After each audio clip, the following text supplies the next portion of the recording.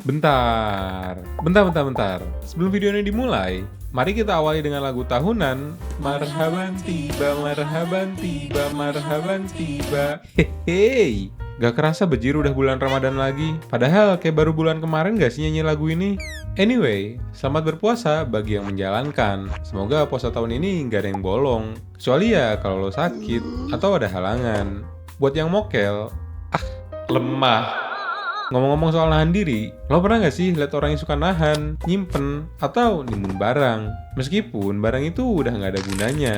Ya biasanya ini dilakuin sama orang tua. Kayak misal di rumah lo itu ada mesin cuci baru, TV baru, kulkas baru. Tapi waktu itu masih nyimpen barang-barang lama, kayak mesin cuci, TV, kulkas, yang udah rusak.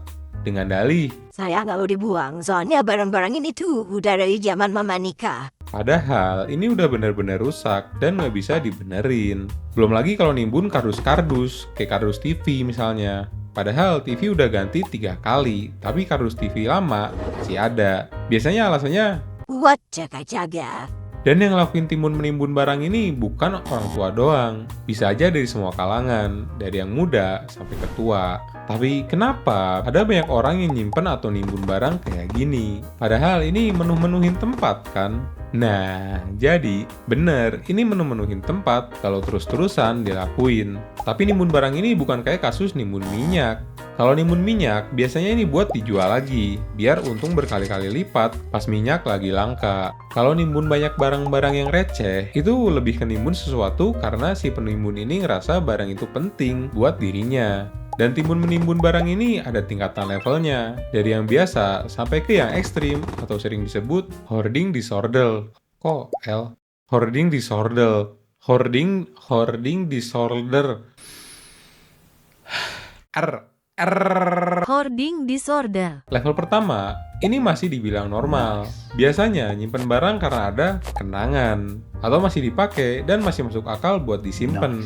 Contohnya kayak nyimpen album foto kenangan, jersey yang ada tanda tangan langsung Ronaldo. Ya pokoknya masih ada value-nya lah.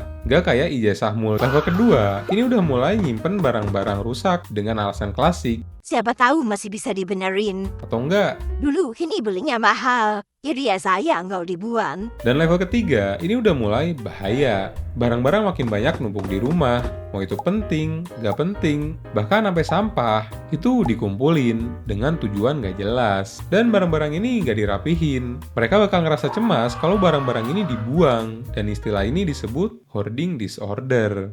Nah, gitu dong. Secara psikologi, barang itu jadi simbol rasa aman atau simbol masa lalu. Jadi waktu barang dibuang, yang kerasa bukan kehilangan benda, tapi kayak kehilangan bagian dari diri sendiri.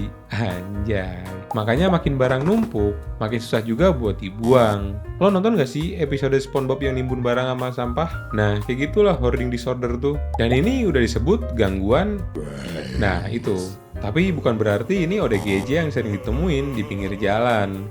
Terus biar gak hoarding disorder gimana bang? Kuncinya cuma satu. Enggak sih, sebenarnya banyak. Cuman salah satunya aja, yaitu ikhlas. Ikhlas buat ngerelain suatu barang pergi. Soalnya hoarding disorder itu ada tahapannya kan. Selagi masih belum ke tahap hoarding disorder, ini masih bisa dikontrol. Misalnya mulai dari buang satu barang. Tanya ke diri sendiri. Barang ini masih sering dipakai nggak sih? Kalau jawabannya cuman Siapa tahu kepake. biasanya itu tanda muncul rasa cemas. Makanya ini harus ngelatih diri buat ngelepas hal-hal kecil dulu, kayak kardus, kresek bekas, pakaian gak kepake, dan lain-lain.